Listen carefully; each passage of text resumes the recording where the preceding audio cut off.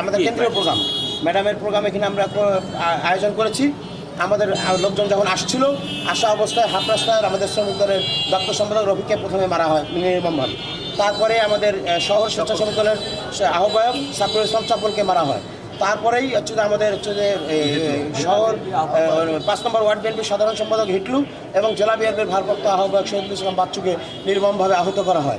তারপরে আমাদের প্রধান অতিথি আজকে এখানে যখন আমরা তার পরবর্তীতেও এত প্রতিকূল বাধা বিপত্তি উপেক্ষা করে যখন আমরা প্রোগ্রাম করছি, এই অবস্থায় যখন আমাদের সভাপতি রহিম সাহেব বক্তব্য দেওয়ার পরপরেই আমাদের প্রধান অতিথি যখন বক্তব্য দিচ্ছেন, সেই সময় আওয়ামী লীগের যুবলীগের সন্ত্রাসীরা কোয়েল সহ কোয়েলের সাথে আরও যারা সন্ত্রাসী আছে আপনারা সবাই চেনেন, সেই নেতৃবৃন্দরা আসে ও আমাদের সভাস্থলে ককটেল মেরেছে, গুলি করেছে, ঢিল মেরেছে এবং অনেক নাশক করেছে। আমাদের প্রধান অতিথি মোসাদ্দেক হোসেন বুলবুল ভাই আহত, তার হাত সম্ভবত ভেঙে গেছে।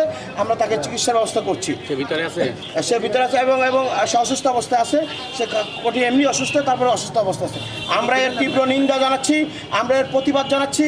আপনাদের মাধ্যমে প্রশাসনের দৃষ্টি আকর্ষণ করছি, যারা রহিম নওয়াজকে মেরেছে, যারা দেওয়ান শাহিনকে মেরেছে, যারা আসাদকে মেরেছে, যারা আবুলকে মেরেছে, যারা হচ্ছে আফতাবকে মেরেছে, তারাই আজকে এই সন্ত্রাসী নারকীয় সন্ত্রাসী তাণ্ডবলীলা চালিয়েছে।